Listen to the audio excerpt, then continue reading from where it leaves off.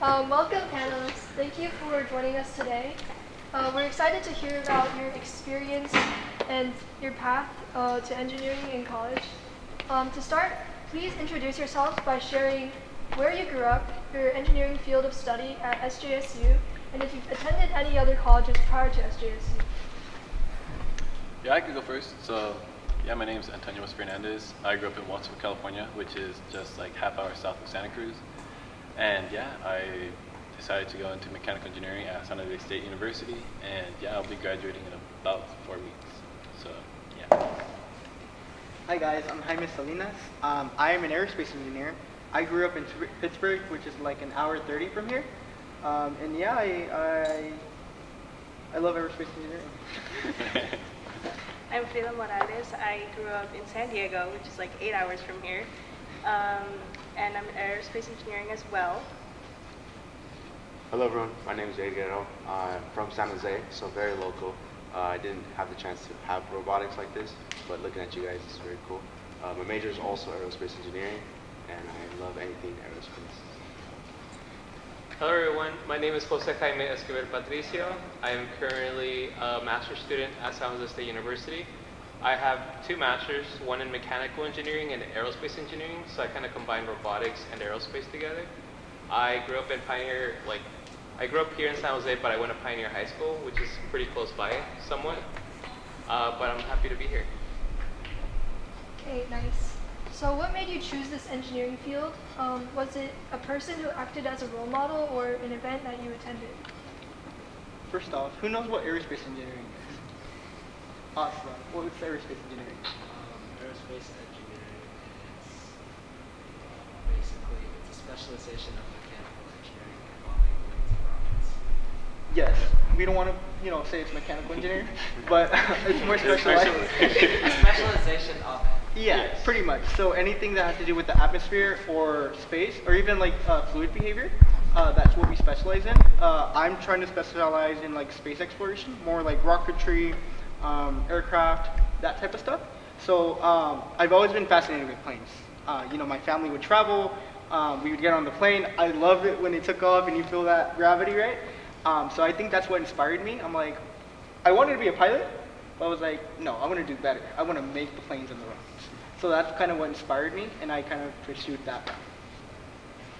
Yeah, and then for me, for mechanical engineering, my dad actually graduated from San Jose State University in '08 as an electrical engineer. So what I would do growing up is go on job walks with him at his company, and he was showing me all the different groups that they had there. So the electricals that they had there, the mechanicals, and what really inspired me was going to the mechanical group and seeing the CAD software that they had and being able to not just design on the software, like SolidWorks and whatnot, and then being able to see the end product actually come out as a 3D print, and being able to dictate if what you created satisfies your needs, or if it doesn't, then you got to go back and actually make changes to it. And that's what really fascinated me, and that's what really made me pick mechanical engineering. For me, it was a little interesting. I would always go on my rooftop and I would just watch the planes. And that was something I always was curious about. And then I was in high school, and I remember it was specifically sophomore year. And it was around the time where you start looking for like colleges and what you want to do and start getting curious into it and starting to just gather all the information for when you start applying. And I remember my sister told me, she was like, so-and-so, he's doing aerospace engineering. And I was like, I could do it too, not knowing what it was. I did not know even the major existed until I started researching, and I was like, oh my God, this is something that I am interested in. This is something that internally I had a passion for just by watching the planes and just watching the stars, watching the moon at night. So that's what got me interested. My story is kind of interesting. I almost had the chance to meet Jose Hernandez, who is a previous astronaut that went on a mission a few years ago. The reason how I almost met him was because my middle school was called Alpha Blanca Alvarado, which is also pretty local here in San Jose. But they opened up a new school called Alpha Jose Hernandez, so in honor of him, he was there and presented the opening ceremony, cut the ribbon, everything usual. I just learned a little bit more about him. When I heard his name, I looked into what he did, what he kind of accomplished as a minority in the engineering field. And so I also had my own fascinations of airplanes, jets, spaceships, and satellite specifics. Anything space related as well was very intriguing for me. And eventually I just decided when I got to college to go into it a little more further, and honestly just love it even more. So, I feel like everyone like up here has a really cool story. When I was in high school, how many of you guys like playing video games? Like, raise your hands. Okay, because I didn't know what I wanted to do in high school, but I spent all the time playing video games. But there was one game that I played that I spent so much time in, and that was called Halo. And what made Halo very special, it was because it was so focused on science fiction. We're going to different planets. We're saving humanity from the aliens. And at that point, I was getting closer to graduating, and I still didn't know what I wanted to do. My teacher in high school told me, "You're really good at math. Maybe you should do engineering." And I didn't really know if I wanted to go in that route. But I ended up choosing the coolest sounding engineering name that there was, and it was industrial and systems engineering. I had no idea what it even meant. I just clicked it, and because of that, I went into the university level. But in the back of my head, Halo just kept ringing in my head, Halo, Halo, Halo. And I thought about it. Industrial systems engineering is not really Halo. And so I had to navigate my way and think about do I want to create the next Halo game, or do I want to build Halo and get to it? And that's kind of what I did. I went to talk to the aerospace engineering chair at that time, and I told him, what can I do to become an aerospace engineer, or how could I? And then I showed him a picture of Halo. I want to get to this point. At that point, I didn't know how crazy I sounded in front of him. But he told me this is the options that we have, and this is what you can do with space exploration. And in my second year, I switched from industrial systems engineering to aerospace engineering, and that's kind of what I did in my undergraduate degree. And then I thought about what's beyond there. Robotics and space, and that's kind of what I'm doing now. So if it wasn't for Halo and playing all those video games, I wouldn't be here today. So, what are some of the biggest challenges you faced as a Latino in engineering, and how did you overcome them? Yeah, I can go first. I would say for me, there's a couple stages where I encountered some challenges. The first one being coming out of high school and going into college, thinking that I was prepared when truly I wasn't. The program that we have here with the robotics, that's really great. We didn't have that where I grew up. The community where I grew up, it's mostly an agriculture town, so a lot of the individuals that live there, they're first generation, low income, the parents working in the field, picking the fruit. And yeah, we did not have this sort of a program like this there, and I wasn't truly exposed to engineering in that sense. Yes, my dad was an engineer. However, I wasn't really hands-on. He was just showing me some of the stuff that he did, and some other people, what the other groups did there. But knowing once I got into college that I needed to catch up from the beginning, that was an eye-opener for sure. And knowing that I needed to put a lot more work, because also when I would go into these courses, there would be a lot of instances where I would be the only Hispanic in this group or in this classroom. I'd be, you would see as the courses go on as well, the amount of Hispanics in those courses, they dwindle. So you may start off with 30 in a big lecture hall, but as you get on your courses, you might be one of two or one of three, and it gets it gets worse, honestly, when it comes to women also in there as well. So yeah, that was one of the challenges, I guess. I think to kind of branch off with dealing with hardships like that, especially as a woman, it is very tough. You get looked down upon. Your work gets very diminished. A lot of people will doubt your work, and it's something that you will have to struggle with every single day, every single class period. So I guess my little advice too is don't get discouraged. Like if it's really your goal, like you have to visualize yourself at the end of the finish line, because it's something that will get you through it. It's something that you have to grab onto very tightly. You can't let other people, especially men, bring you down, because it is something I still struggle with this till this day.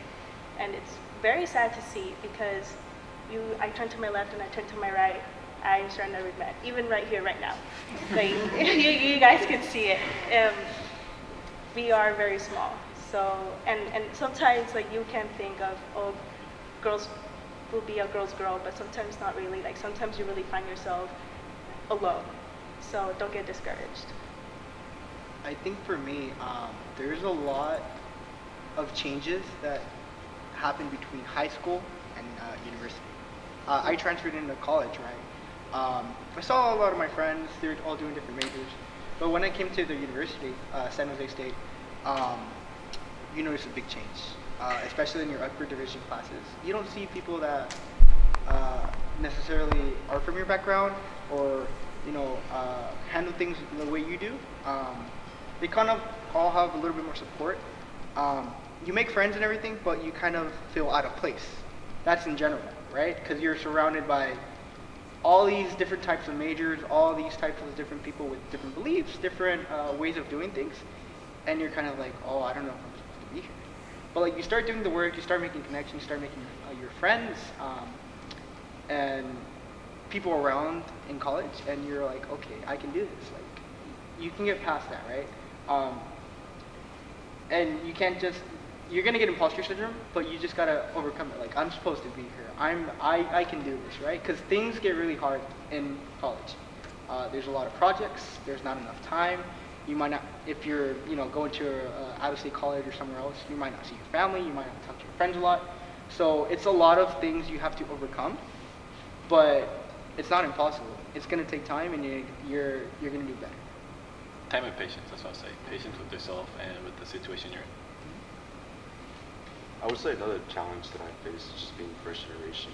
So no one in my family has gone to college here in the United States. Only my mom, who studied to be a secretary in Mexico, but in reality those didn't really help out. She still had to struggle in terms of looking for a job.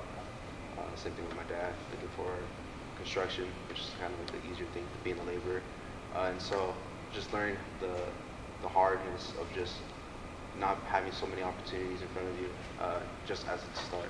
And so when I first got into college, I felt very alone.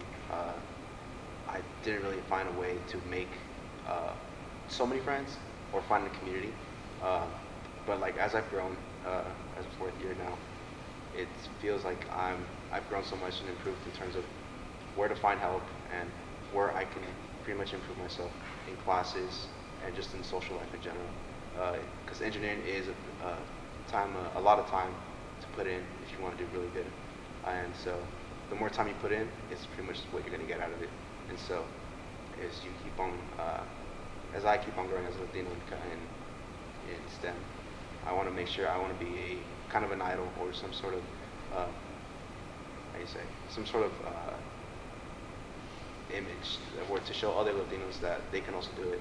And it's going to take time, but hard work will get you through.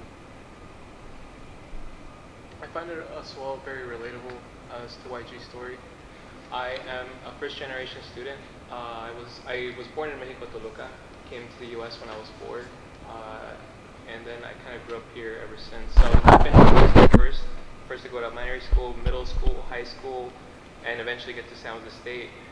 And because I was always the first, I didn't know most of the time if I was doing it right or wrong. And sometimes I felt like I was like the maybe like this, like I knew what I was doing until I started getting to like my classes kept getting harder and harder. Like I still remember going to like my calculus class, and I thought I knew what I was doing until I got my midterm and I completely failed it. And I thought like I was putting in all these hours, I was going to tutors, I was asking for help, and I couldn't really go to my parents for like for help because, you know, I was the first to do all of this. And the more time I put in, my grades just couldn't go up. And I think I remember at some point going to the library and just crying. I was just looking at the problem and I was just, why can't I do this problem? Like I have an exam coming up, I have to be fast at this. Am I like, was I cut out for college? Like, do I even belong here? Like, or was this like a whole like crazy dream that I thought of? And I remember failing the course. Sometimes you will fail, but I remember I retook it the next semester and I got an A in the class. And I think it was just because I, like the trick to how far like I got along was I never gave up. I kept going and I kept retaking, like doing this like problem after problem after problem. And then like the next course, I did the same thing, same strategies. I just kept getting better at adapting. And I think that's my biggest piece of advice I give people is just, you can't give up, even though it could get really difficult. And I just think back at that, when things get hard, I just think back at like where I was in the library crying. It's just like, keep my head down and just keep working at it. And it will eventually get better. Thank you for having the courage to share these experiences with us. So what strategies do you guys use to maintain the balance between college and any other activities such as jobs or internships? I think there's a lot to unravel there. Because again, coming from a college student I have a job, I have projects I'm working on, I have classes, still fit in your friends and your family, right? That's a lot of time you have to put in, right? And you really have to find your balance. Sometimes you have to sacrifice things that you don't want to sacrifice, but you have to. But it comes down to you, right? Sometimes you're like, okay, I can't do this right now. You go out with your friends, you know, you watch a movie, you know, just relax, and then you get back to it, right? Because the homework's not going to finish itself. I know you guys dealt with like homework that you don't want to do or you can't do, but you have to turn it in, right? Or else your grade's going to drop. It's about finding not only the time, but finding how to, what's the word I'm looking for? How to prioritize, okay, your mental health, you know, your classes, and your time. So just finding what you like to do. Okay, I can't do this right now. Take a 30-minute walk, you know. Listen to music, go out a little bit, then come back. Okay, now I can do this. You know, you have to find time in everything, even if it's a little bit. Because college is draining, right? But it's also fun. But you also have to find, okay, why am I here? I'm here to get my degree, right? To get a better job, to get a better life. Yeah, really. I would say it's understanding your priorities. Coming out of high school, you may not know your priorities right away, which is okay. And that is where I would say going out of your comfort zone and testing the waters with everything that you find interesting. That is where you truly develop an interest with things that you like. So, for instance, with me when I came out of high school, I joined an organization called Solis at San Jose State University, and that is something that I really liked. And I knew from that moment that that was going to be my priority.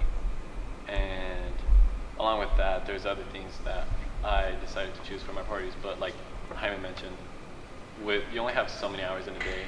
You have your projects that you're working on with your courses. You have work that you're doing as well if you're working. And if you're commuting, you have to commute. There's a lot of different things you have to take into account. So as long you have to create a priority list and truly look at yourself and develop that ability to say no to things and to sacrifice things, like I said. That's a big thing that takes time to develop, I think. I don't think you come out of high school right away with that party list that you have, because things change as you get older.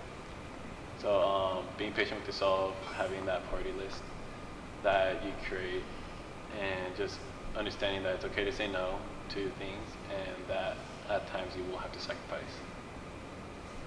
Sorry to cut in, but also find your community, right? Yes, you can do it all alone, but you need a support system. Whether it's faculty, whether it's friends, whether it's just random people. We've met a lot of people through our organization that really helped us, right?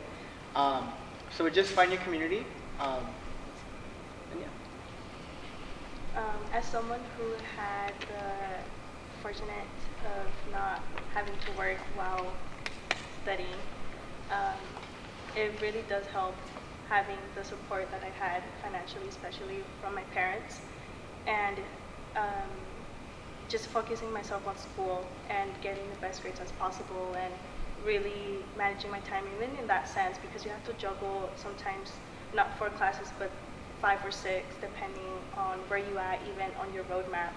So because even failing one class can put you behind a whole year, and even though sometimes that's not the best case scenario, you might have to extend your graduation date.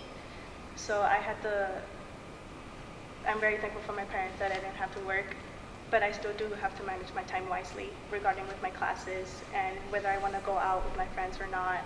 Like they previously said, you sometimes have to say no, and you have to be okay with yourself saying no, because you do have a priority and you do have a goal.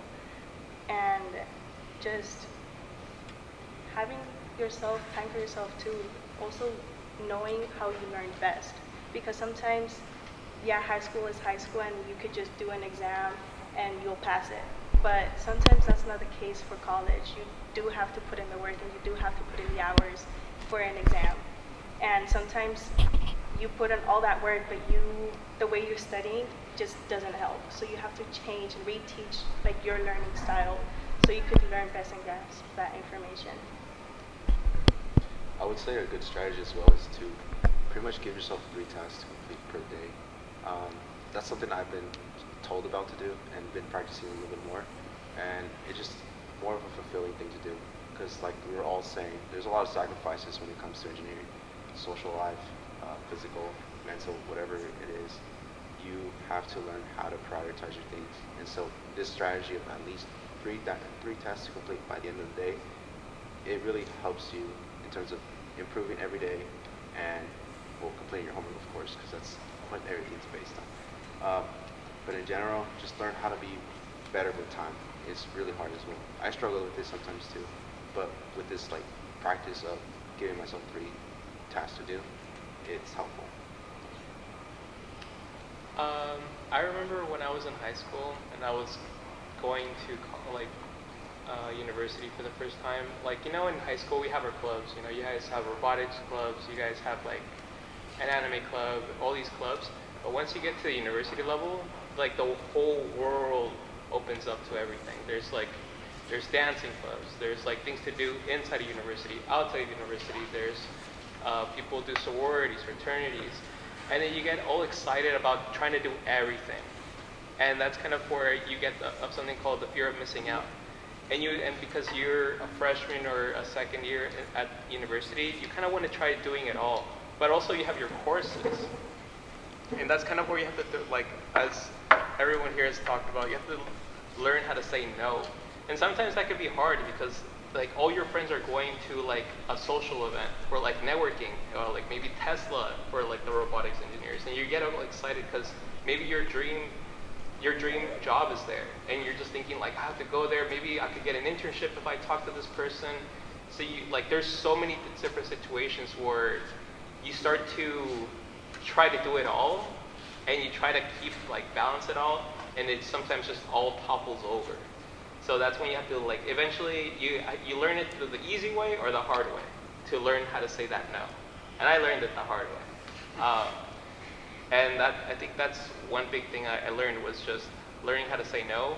I now religiously use Google Calendar. Like if it's not on the Google Calendar, I will not do. So that's like that's how I track everything, and hopefully you guys are learning how to use the Google Calendar as well. But that's kind of what really helps me.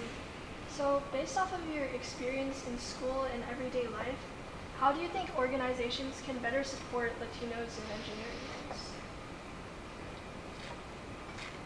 For me, at least, I think it starts with community, right? Having people surround you that represent you and think like you is great, right? I think that's one of the priorities I had as a student, surrounding myself with people who think alike as me and who not only look like me, but are involved in the same ideas I have and the same, projects I want to be in, or even like people who are different from you. I think that's very special for Latino communities specifically. As they were saying, there's not a lot of representation in engineering or in STEM. So being surrounded by people who can motivate you to, hey, let's go work on our project. Hey, let's, work on this homework. I don't understand. You have a support system there that's going to help you and open more doors up to you. Like Tony said, we're part of this organization on campus called Soles that has opened up so many doors for us. We met companies, we met people we never would have met if we hadn't been involved in that. Tony actually met Jose Hernandez recently in Dallas. It was a trip fully paid for. El Paso. Oh, El Paso. Yeah. Fully paid for by the organization. I went to this organization, it's called AIAA, it's for aerospace engineers. They took us to Seattle, they took us to Dallas. We've saw these companies, SpaceX, Tesla, Lockheed Martin. Don't be afraid to join these organizations. They provide a lot of opportunities for you, but find your community, find what you're looking for. There's a lot of possibilities out there. If you don't like that club, try a different one, just open yourself up a little bit. And try to be involved with not only people who think like you, but people who don't. You never know what you'll find. Yeah. I'd say the biggest thing to that as well, kind of branching off of him as well, is the community aspect. Finding your community in the organization that makes you feel welcomed, where you don't bubble up and become shy, like where you can be yourself. And again, for me personally, Solis was that. So again, when I came in as a freshman, I came in as a freshman during 2020, so it was all online because of COVID. And that was actually really challenging because I started as a freshman, but it didn't feel like I started college because everything was completely online. Homeworks or courses were online. The labs that we had to do for our courses as well was online simulations that were not that great. And yeah, so this organization, although it was COVID, so they had to do their meetings online. It was very warming knowing that the effort that they did to make it feel welcoming for everyone. And that really resonated with me in the sense that I wanted to be a part of this organization. I was getting a lot of opportunities in the professional development sense and also networking sense within the organization with other students, but also with professionals. And as the years went on, I continued to become more involved with that and realizing that the effort that those people that were leading the organization to create this community, that is what I wanted to do as well for other either new transfers or whether it was freshmen. I wanted to give them the same opportunities that I got. So yeah, for me throughout the years, I went from being a member that attended the meetings to now being the president. So yeah, that was being a part of organizations like that made me want to give back and give those same, the new people that are coming in the same opportunities that I got, because I know I received a lot, and just being able to share that with everybody else and continue to see the organization grow and the community grow, that is what I want by the end of the day. I think something very important is finding your comfort zone too, but don't get too comfortable in it, because being an engineer is putting yourself out there and also being comfortable with being uncomfortable. And I think that's a major part of it. yeah, you can find your support system, and so you have to find people who you could genuinely rely on, because there's not a lot of people. People will end up betraying you, and you also have to be okay with that. And you also have to be okay with having temporary friends. Not everyone will be your friend, and not everyone will want to be your friend. And so yeah, I think it's also finding certain clubs and organizations that may look like you and have the same mentality as you, but also do not become fully comfortable in it, and take advice from people where you want to be at. Like, if someone is in a position that you want to be at, take advice from them, not from someone who's below you or below where you want to be at.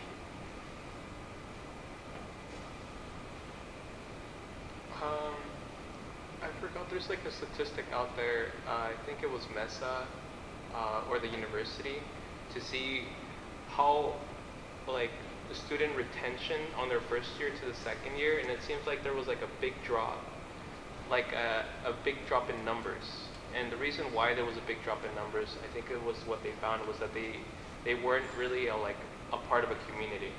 And that's why the emphasis of looking for your community is important. When I was first starting off, I didn't start off with SHIP and SOLAS. They were a great organization. I had friends there, but I was very involved in immigrant rights, trying to help the community, and then telling my story to others to pursue college.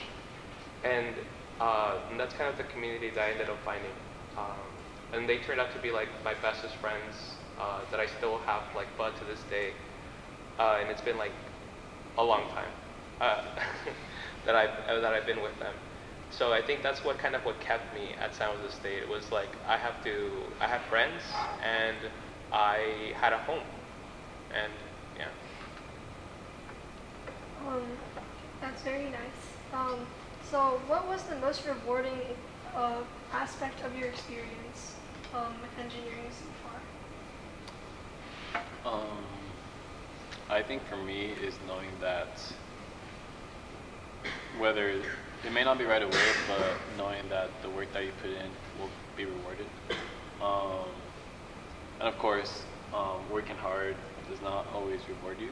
Sometimes you work hard and the project you're working on or the assignment you're working on may fail. And knowing that you have to try again even if you don't want to. Knowing that at the end of the day, if you want that degree, you actually need to go in and put the work in again, even if you don't want to.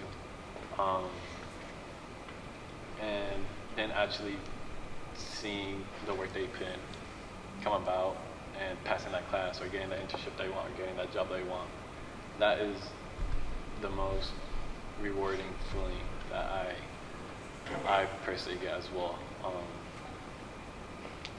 Yeah, just putting in the work and knowing that it does pay off eventually, and that there's always more to come. That no matter how much work you put in, no matter how much you think you've learned, there's always more room to learn, and that there's always more opportunities out there. You just have to keep looking. For me, it's the thing that keeps me excited is that if I can think it, I can build it now. I've done mechanical, working on design and fabrication, 3D printing. I've done electronics, I can wire anything, program it. Now all I have to do is just think of a passion project and do it. Some of my projects have included working on exoskeletons. I've done I'm currently doing small satellites. How do we launch it into space to look at the moon for navigation? And then eventually, after I complete this, is to eventually work on my Halo exosuit, okay? That's still on my head and I will never stop thinking about it. I'm just really busy with projects. But that's what keeps me so excited about engineering, is that you can do anything with it and you just have to think it. I think to me was, who knows like the general aviation aircraft, like the Cessnas, like the ones you probably see it flying around.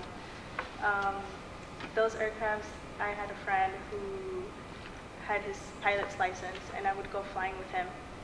And just having the connection between what I was learning in a classroom and just having it right in front of me and having it like right outside the window, just actually seeing the connection from being in a classroom and learning about it, and actually being able to experience it and connect the dots, and not just connect the dots, but visualize it. So I think to me that was the most rewarding part of like so far my engineering career, just having to experience the epiphany of, wow, this is literally what I'm learning. I think Frida makes a great point. I think you guys have been exposed to, like, you're working on these projects, right? You're not doing it for the grade, you're more passionate, right? And then it comes out and you're like, wow, I made that. I think that's what motivates me, right? Like, once you're in the work field, you're starting to build a rocket to space or something, right? I think the finished product is like, wow, I contributed to that, right? Like, it might not be like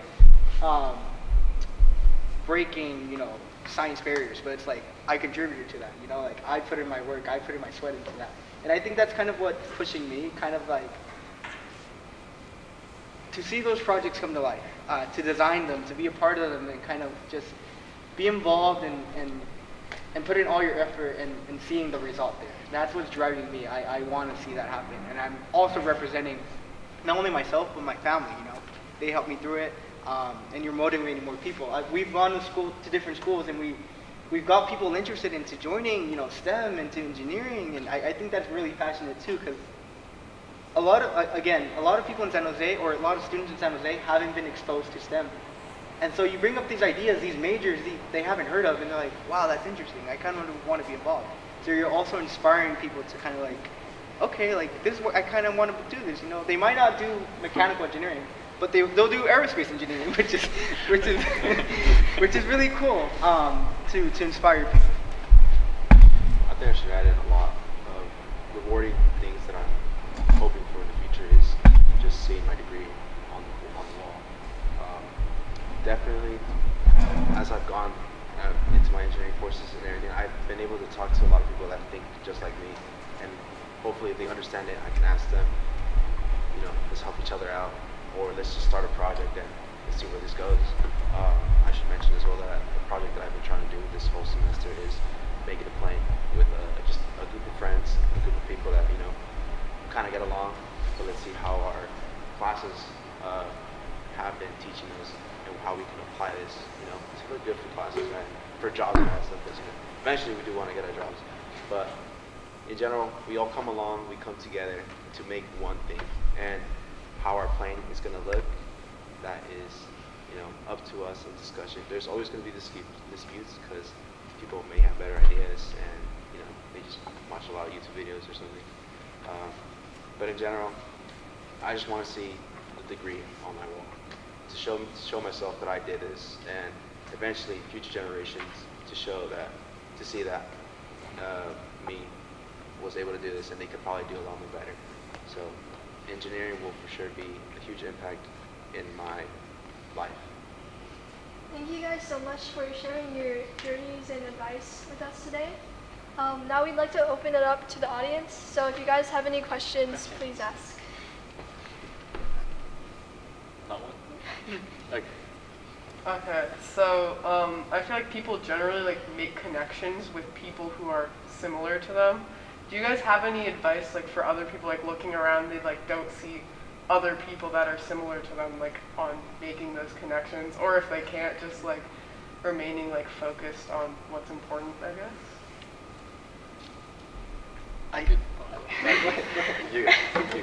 I'll go. I think a lot of it has to do with kind of reaching out, right? Because everyone's looking for the same thing in college, right? They want to make connections, they want to secure a job too, right? So a lot of it has to do with, hey, that person's looking for the same thing as me, right? Especially when you're a freshman, no one knows anyone. And everyone just stands there I don't want to, really shy. They don't want to talk to me, I don't want to talk to them. But you have to take that initiative. Okay, I'm interested, hey, what's up? What's your major? Oh, cool, business? I'm not in business. I'm what you do? Just make that connection, and doors open up more and more. Not only that, but you get confident, right? Me and Antonio, again, are from Solis. At the beginning, we have to talk to a lot of industry partners, right? So at the first, I was oh, I don't know, I don't know, Phil, I'm talking to a Lockheed representative, what if he doesn't like me? But then you just get confident. They're at the same level as you, right? Students looking for the same thing, just be confident, be open, and if they don't want to talk to you, okay, moving on to the next person. it doesn't hurt to try, right? A lot of opportunities we got was through just talking to people. You don't know who the person is, you don't know what they're involved in, but they open a lot of doors for you, and they also get you connected, right? They give you experience, they give you confidence. Yeah, just to add on to that. At least for me, my personal experience, I've met a lot of engineering friends, and I've made a lot of friends outside of engineering as well. And yeah, those opportunities are, honestly, they teach you a lot. Not just because you're meeting someone outside of engineering, and depending on how close you know them, they might actually teach you their stuff. That you might actually help them study for their exams, so you end up learning a little bit about biology. But those little instances where you meet people outside of engineering or engineering in general, those teach you how to communicate. As a freshman, of course, like he said, everybody's very shy, and yeah, I was very shy as a freshman in the beginning as well. Knowing that I wanted to put myself out there and not just be a shy introverted person, but how am I going to be able to work at a full-time job if I can't communicate? So yeah, putting myself out there and actually trying to develop those communication skills. And by doing that, I ended up finding people that were like-minded like me. And not everybody you meet will be like-minded. You might meet people, talk to people. You might get along with them, but the end goal might be different than yours. So that's where the temporary friends aspects come in. So you might meet people, new people come into your life. They might not be there for a while after, or they could be, who knows. That depends on the people you meet. But just not being shy to meet people, and if they say no, if they don't want to talk, that's not on you. So just continue, of course, being kind and respectful, talking to people, having fun, because at the end of the day, college, you want to enjoy it. That's something that you want to do. Yeah. And a lot of it too, like, you're not only working with engineers. When you're in industry, you're working with everyone. We've talked to business people, we've talked to marketing. A lot of my friends are in marketing for some reason. I don't know why. But you get to meet a lot of people, so you're not just working with one set of group of people. You're working with civil, or depending on your field, civil engineers, business people, all these stuff. Yeah. So just be open, and don't be afraid. That's all. Like if you want, like for instance, if you're in the market actually selling the robot that was actually on display over there, if you wanted to sell it, you needed a sales representative or a sales engineer to actually communicate with the other company what the product is, and I guess how much it would be, and then by when to expect it by, and then that person has to communicate to the design engineers, okay, like we actually have someone trying to buy this, we have to have it working by this time and shipped at this time to have them have that product. And then that's how the whole circle comes again, where those customers end up coming back, and that ends up being the circle. They buy, you produce, they buy, you produce. Yeah. I would also like to add in that you just can't be afraid to communicate. You gotta make friends wherever they're at, and those friends will eventually help you out, and you can help them out. Nowadays, as a growing professional, I use LinkedIn, which is like very like, you make a connection somewhere, they know someone, you have that kind of connection, second connection. But overall, you just can't be afraid to just outreach yourself. You gotta have to sell yourself too. You gotta be able to just communicate very well, because that's just a life skill, that's a soft skill. And some people can't really develop it too much, but the more you do it, eventually it just becomes natural. And so you just gotta push yourself and put yourself in a situation, like Rita said, where you can't be too comfortable. You gotta be comfortable with the uncomfortable. So I think it's also more of the fact that, you may be surrounded with people that don't look like you, but you can't close yourself to the opportunity to make friends with people who don't look like you, because you don't know their background, you don't know what they've been through, because sometimes, believe it or not, they could go through the same things that you did. It may not be completely the same, but very similar.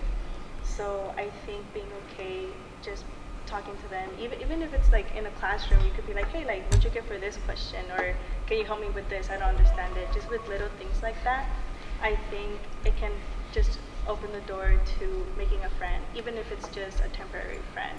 You made a connection there. Another thing into, me and my friend Pedro, we recently went to a networking night, right? We were just talking to people and everything, and he found an owner of a few companies that was actually looking for a software engineer, who Pedro is, right? He's a software engineer, and invited him out to coffee so we can talk about a new project he's looking for software engineers. So you never know who you're going to run into. You never know what they do, but try to be involved. Don't be afraid. Reach out. Cool. Yeah. What's like your favorite thing about your computer? Planes. Planes, rockets, space, robots. Yeah, I would say for me, the mechanical, the design aspect, having the ability to 3D print, and knowing that you made it, and if it fails, it's pretty much on you. And if it works, that's on you as well. So that aspect is what I like. And just seeing how all the different pieces that you make, how they integrate together, and how you could end up building a robot. That's what I like. I like that you see your work everywhere. Like once you become, let's say, an aerospace engineer, you see that everywhere. You see the not rockets, but you see planes. You see, everything. I recently went to San Francisco for Fleet Week, and I saw the F-35s and the F-22s. Amazing experience. You can feel it in your chest. The roaring engine and everything. You become passionate about what you're doing, and you're like, oh, that's the rotating thruster, or that's the all the fuel burning 35 seconds per hour. Or like the VTOL company. Yeah. All right. So it's a pretty cool experience because if you really love what you're doing, you're gonna see it everywhere and you're gonna know about it, right? I think that's the reason you're doing it, right? You have to be passionate about it. You have to really know that you want that. You're not gonna know it at first, but then you start falling in love with it and you're like, oh, okay, now these calculations make sense. This is why we need this in order to make this happen. So I think that's really rewarding. You see it everywhere and you're kind of like, I know how it works. It's like getting that an aha moment. I'm like, Oh, that's why I you need get it that. back. Like that's why that equation from that calculus class helped. Yeah, that's why that math problem. Yeah. Any other questions? Okay, if we don't have any more questions, we can eat dinner. Oh. Thank you guys so much.